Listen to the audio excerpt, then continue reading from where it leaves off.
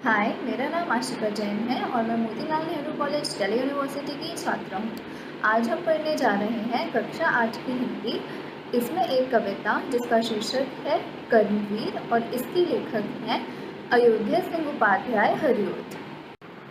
प्रश्न नंबर 1, जीवन में किसी कार्य की सफलता के लिए क्या क्या आवश्यक है, इस बिंदु पर अपने विचार लिखिए।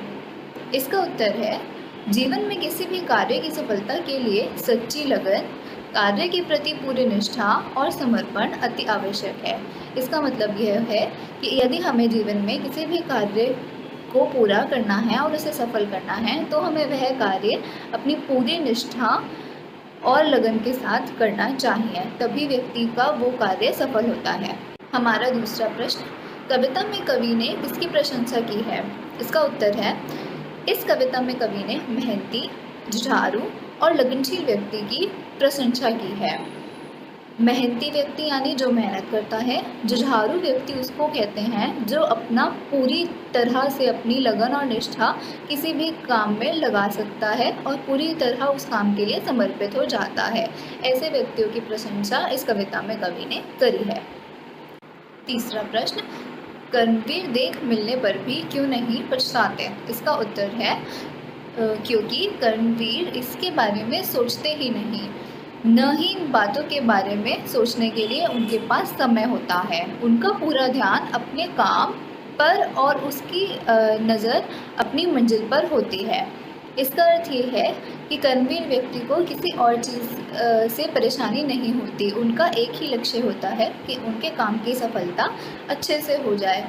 इसी कारण वे देख मिलने के बारे में नहीं सोचते हैं। प्रश्न नंबर 4, सब जगह सब काल में फूलने फलने से, इस वाक्य का क्या तात्पर्य है? उत्तर, कवि का तात्पर्य यह है कि कर्मवीर या कर्मठ व्यक्ति हर समय और हर स्थान पर सफलता प्राप्त करता है। कर्मठ व्यक्ति कर्मवीर का ही पर्यायवाची है और इस वाक्य से कवि का अर्थ यह है कि जो व्यक्ति कर्मवीर होता है वह हर स्थान पर और हर समय हमेशा सफलता ही प्राप्त करता है। वह अपने भाग्य को लेकर नहीं परेशान होता और अपनी सफलता पर उसको पूरा विश्वास होता है। प्रश्न नंबर 5, कर्मवीर दूसरों के लिए किस प्रकार नमूना बन जाते हैं?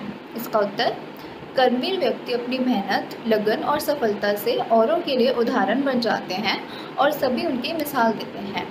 कर्मवीर व्यक्ति इतना अच्छा काम करते हैं और लगन से काम करते हैं कि वे दूसरों के लिए प्रेरणा बन जाते हैं और दूसरे व्यक्ति भी उनको देखकर उनकी प्रशंसा करते हैं और अपने अंदर उनके गुणों को लाने की कोशिश करते हैं। प्रश्न नंबर 6, निम्नलिखित पंक्तियों का आशय स्पष्ट कीजिए। क, रह भरोसे भाग्य के दुख भोग पछताते नहीं। इसका अर्थात प्रस्तुत पंक्ति में कवि का आशय यह है कि कर्मवीर व्यक्ति भाग्य के भरोसे कभी नहीं बैठता और न ही कभी उन्हें दुख होता है और न ही वह कभी असफल होते हैं और न ही कभी पछताते हैं। इसका अर्थ ये है कि कर्मवीर व्यक्ति जो होता है वह कभी भी अपने भाग्य के भरोसे नहीं बैठता और इसी के कारण उनको कभी असफलता और दुख प्राप्त नहीं होता। वह हमेशा लगन से अपना कार्य करते रहते हैं और उसमें हमेशा ही सफल होते हैं। ख, काम करने की जगह बातें बनाते हैं नहीं। अर्थात प्रस्तुत पंक्ति का आशय यह है कि कर्मवीर या कर्मठ व्यक्ति, कर्मवीर व्यक्ति को ही कर्मठ व्यक्ति बोलते हैं, काम के समय कभी गप्पे नहीं करता। अर्थात वह अपने कीमती समय को कभी व्यर्थ नहीं करता। उसके लिए हर क्षण कीमती होता है और वह समय के हर क्षण का सदुपयोग करता है।